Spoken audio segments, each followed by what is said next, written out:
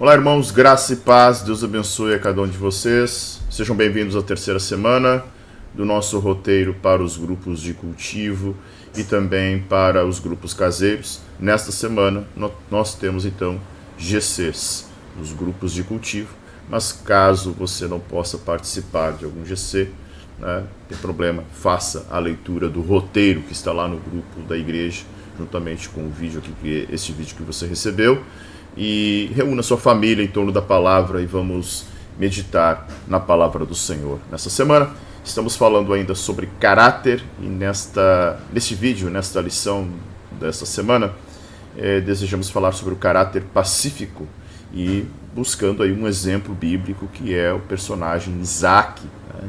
O quanto nós podemos aprender, as lições que podemos tirar com esse personagem. Mas antes disso, eu quero orar com você.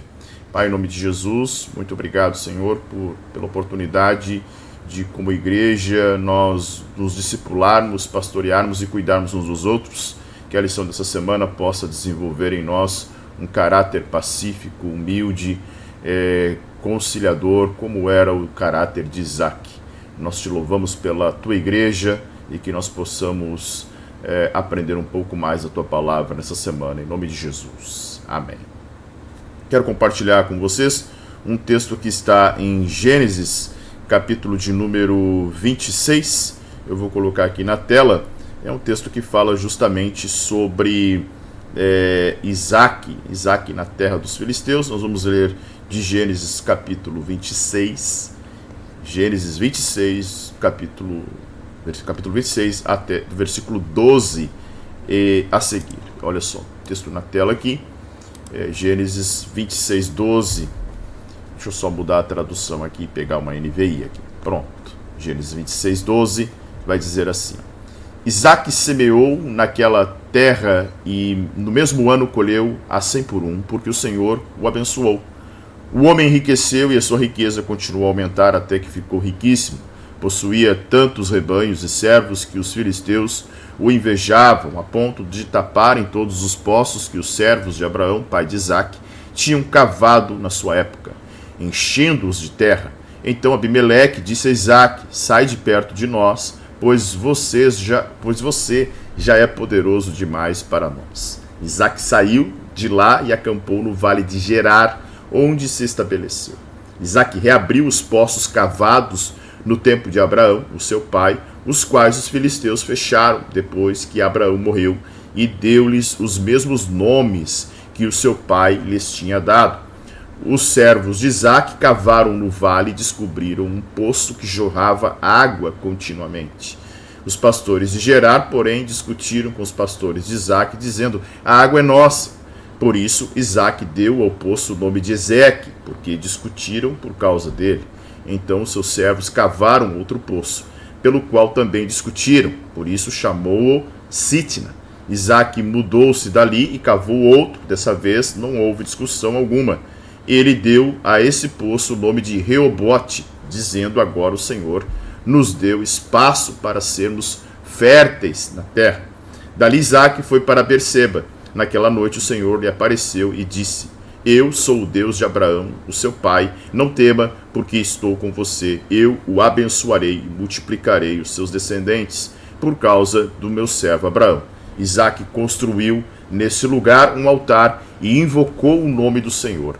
Ali armou acampamento e os seus servos cavaram outro poço. Interessante, né?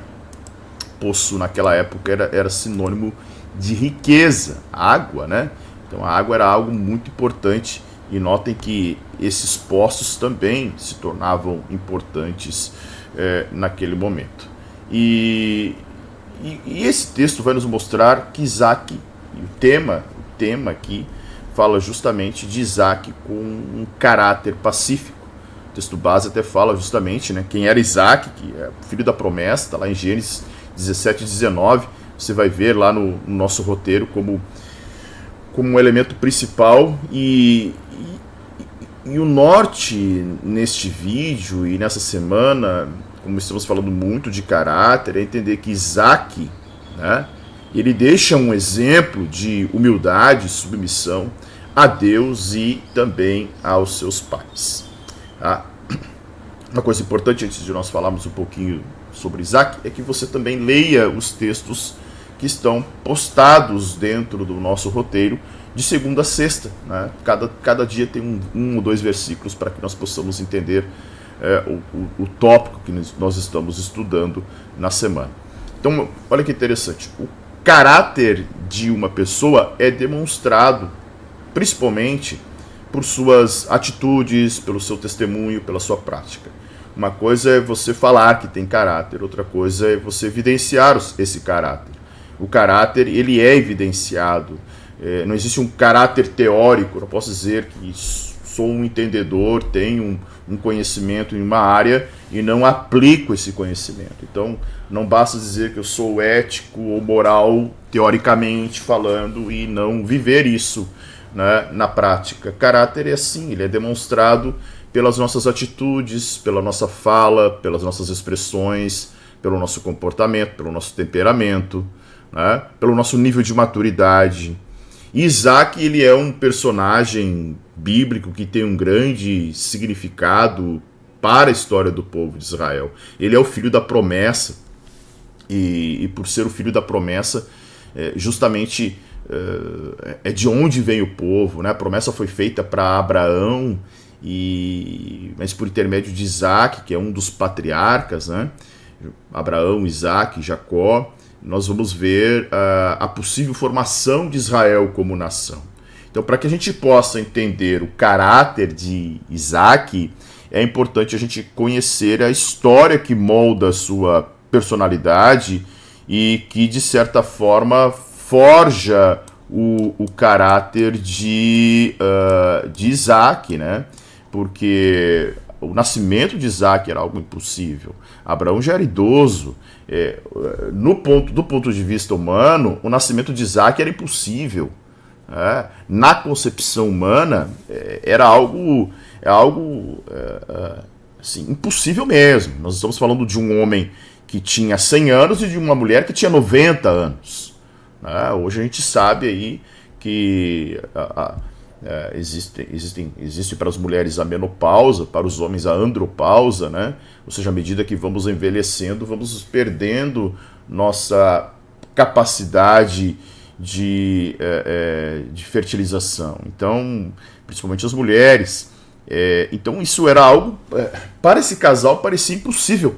Agora, quando Deus chama Abrão para sair da sua terra e ir para uma terra estranha, Deus faz promessas gloriosas para Abrão, né? E uma delas era que ele seria uma grande nação. E olha só, Abrão tinha, quando o Senhor faz essa promessa para Abrão, lá em Gênesis 12, Abrão tinha 75 anos. Passaram 25 anos para que a promessa realmente ela se realizasse. E aí o nascimento de Isaac é um verdadeiro milagre, né? Imaginem Sara ouvindo, tu vai ser mãe de nações. Mas, poxa, aí o motivo era de riso mesmo, né? Porque, humanamente falando, era impossível. Abraão tem 100 anos, Sara tinha 90. E eles foram pais, sim, de um lindo bebê que causou um espanto a todos os que souberam daquele milagre, né? E é interessante porque isso também faz Isaac o filho da promessa, mas nós podemos perceber aí em Isaac um homem abençoado por Deus. Primeiro, ele tem uma prosperidade espiritual, né? Depois da morte do seu pai, já casado com Rebeca, já pai de Esaú, de Jacó, Isaac, como nós vimos no texto aqui, ele foi buscar abrigo em Gerar. Gerar era a terra dos filisteus.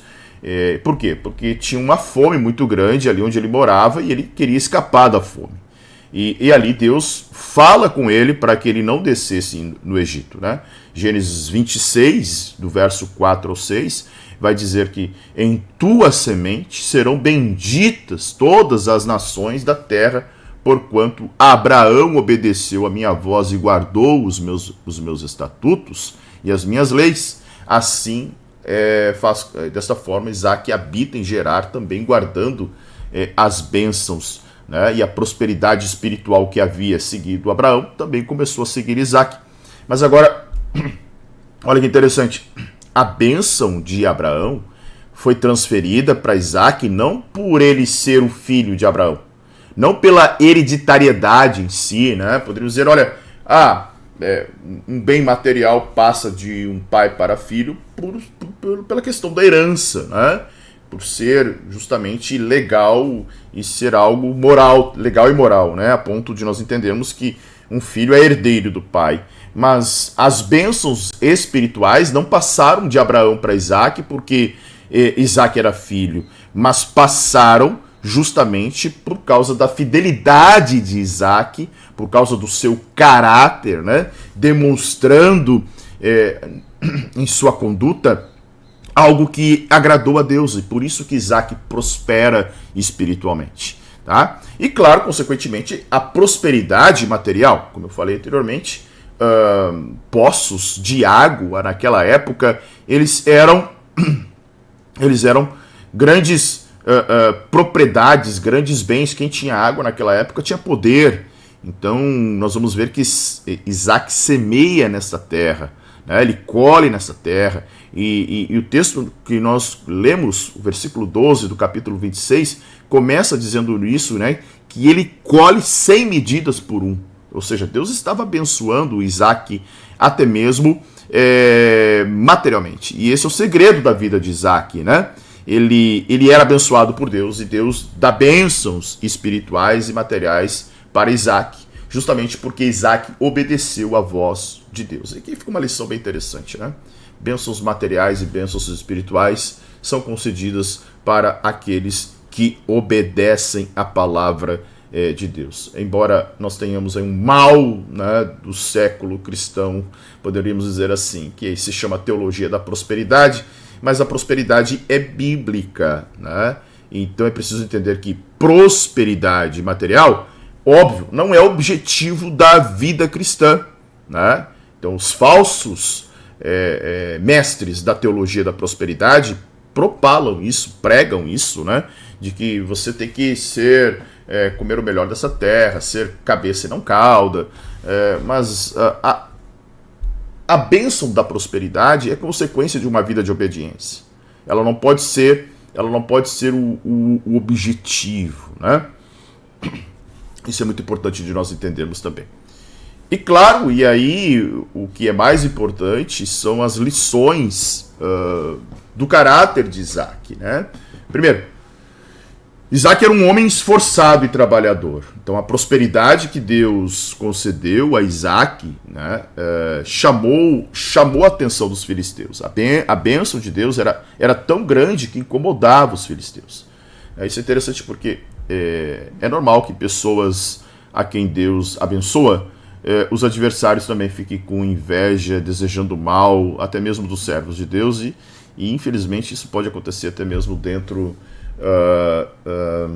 da seara cristã. Por isso que Paulo diz que nós devemos nos alegrar com os que se alegram. Eu costumo dizer que é muito fácil chorar com os que choram, né? Nós podemos ser movidos pelo sentimentalismo, pela comoção, mas se alegrar com os que se alegram é difícil. Se alegrar com a bênção alheia, se alegrar com a prosperidade alheia é difícil. Mas homens e mulheres de Deus fazem isso, se alegram com o sucesso e a prosperidade alheia. Agora, é interessante que mesmo desejando mal, a gente poderia lembrar do exemplo de Balaão, né? A maldição não alcança aquele que é fiel a Deus. Essa ideia também de maldição, alguém, né? Oração contrária, lançar maldição para alguém, as pessoas, né? Isso só mostra e caracteriza o quanto esses ensinadores são falsos mestres e falsos profetas, né, que vão prestar contas diante de Deus. Ninguém, olha, tu vai sair debaixo da minha maldição, não vai sair debaixo da minha bênção. Coisa mais ridícula que existe, né, e mostra um total desconhecimento da palavra de Deus. Nós vamos ver que Balaque contratou Balaão para amaldiçoar o povo de Israel. Ele dizia, como é que eu vou amaldiçoar aquilo que Deus abençoou? E a maldição se convertia em bênção. Tá? Isso é muito interessante de nós também pontuarmos. Outro ponto importante, e é o foco dessa semana, é entendermos que o caráter de Isaac era um caráter pacífico.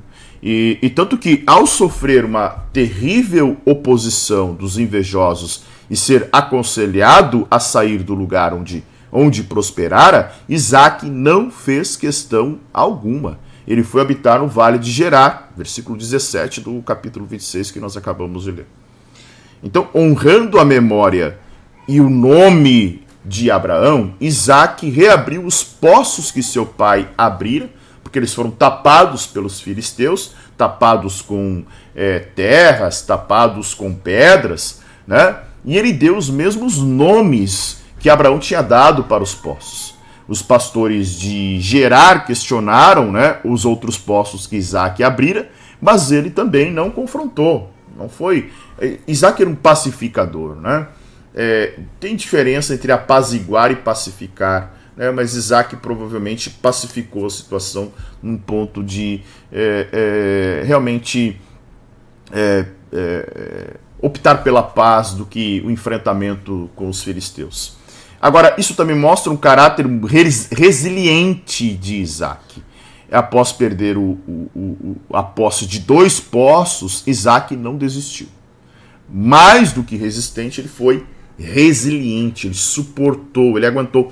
E resiliência é uma característica em escassez hoje em dia, até mesmo no meio cristão. Nós não nos tornamos resilientes, muitas vezes nós abandonamos no primeiro fracasso, no primeiro desapontamento. Como é fácil nós abandonarmos, como é fácil nós rompermos relacionamentos, como é fácil nós abrirmos mão, ou seja, eu tenho falado nisso, né? Existe um filósofo que fala muito sobre isso, Zygmunt Bauman, que ele fala sobre sociedade líquida. Eu falo também, gosto muito de olhar para um relacionamento líquido, né? Ou seja, se eu sou contrariado, meu relacionamento contigo já não vale mais, se não é do meu jeito, falta resiliência ao povo de Deus. Isaac soube enfrentar as oposições sem se exasperar. Ele soube praticar a longanimidade, outra coisa que falta muito no meio cristão. Então, se nós queremos aqui, palavra da vida, termos um caráter moldado por Cristo, nós devemos ser longânimos, pacientes. Falta paciência no meio cristão. As coisas não andaram da forma como eu esperava, tudo não é rápido na tomada de decisão, as coisas estão acontecendo desse jeito. Longanimidade, principalmente quando nós falamos de pessoas. Eu costumo dizer, gente, pastorear ovelha não é como conduzir gado. Tá? Pastorear ovelha é mostrar o caminho. O gado a gente vai tocando, vai empurrando, né? O gado. Então é diferente. Nós precisamos de longanimidade. E aí Isaac continuou mandando abrir poços e partiu dali e cavou outro poço. Tá? E aí ele chama esse poço, daí os pastores de Gerar não incomodam ele chama esse poço de Reobote, né? E esse poço fala, o Reobote significa que Deus agora alargou, né, a nossa terra aqui, crescemos nesta terra. Então, esse era o poço do alargamento concedido por Deus. Livre de contenda, aí Isaac subiu dali a Berseba, no versículo 28 em diante vai mostrar isso. Ali Isaac e Abimeleque, rei de Gerar, fizeram um juramento de que seriam amistosos. Isaac cresceu de tal forma que o próprio Abimeleque, né, ficou apavorado. Daí, Berseba, né, significar juramento ou poço do juramento. E em meio a essas experiências, o texto de Gênesis 26, 24 vai dizer que o Senhor apareceu a Isaac naquela mesma noite e disse: eu sou o Deus de Abraão, teu pai. E olha que coisa magnífica, né? Quando a Bíblia fala eu sou o Deus de Abraão, teu pai, fala que Abraão estava vivo. Deus é Deus de vivo, não de mortos. Eu sou o Deus de Abraão, de Isaac, de Jacó. E aí o Senhor diz para Isaac: não temas, porque eu sou contigo. E abençoar-te-ei, multiplicarei a tua semente por amor de Abraão, meu servo. E um outro ponto que nós podemos observar aqui é justamente a obediência e a submissão de Isaac, né? Certamente esses são os dois aspectos mais marcantes do caráter de Isaac. Ele soube honrar o pai e mãe, como manda a palavra. E a prova mais eloquente desse caráter foi demonstrada quando Deus falou com Abraão e ordenou que ele oferecesse o seu filho em holocausto. Isaac foi amarrado sobre o altar para o sacrifício e não se rebelou. Ele obedeceu. Ele submeteu-se à vontade do pai. Deus, claro, não permitiu que Abraão o imolasse. Deus proveu um cordeiro para ser oferecido em seu lugar. Até isso, né, tipificando, mostrando Cristo, né, uma figura de Cristo oferecido em nosso lugar como Cordeiro de Deus que tira o pecado do mundo. Então Deus aceitou o gesto de Abraão como realizado pela fé, conforme está até na galeria dos heróis da fé no livro de Hebreus, no capítulo de número 11. Né? E isso mostra justamente como o caráter de Isaac é um caráter manso, submisso, um caráter pacífico. Né? A Bíblia nos mostra quão importante foi Isaac para a história do povo de Deus. Né? E Isaac está nos três nomes, ali, entre os três patriarcas mais citados do Antigo Testamento e também do Novo. Ou seja, o Deus de Israel é o Deus de Abraão, de Isaac e de Jacó. Né? Que Deus possa nos abençoar para que nós nos espelhemos no caráter de Isaac para o fortalecimento da nossa fé no Deus Todo-Poderoso. Eu te incentivo aqui a fazer as leituras, a compartilhar, né, e discutir esse texto entre família ou até mesmo no GC, para que nós possamos avançar na modelagem do nosso caráter de acordo com a vontade de Cristo para as nossas vidas. Deus abençoe a todos, que seja uma semana rica das misericórdias e da graça de Deus sobre nossa vida e até a próxima semana, se Deus assim permitir.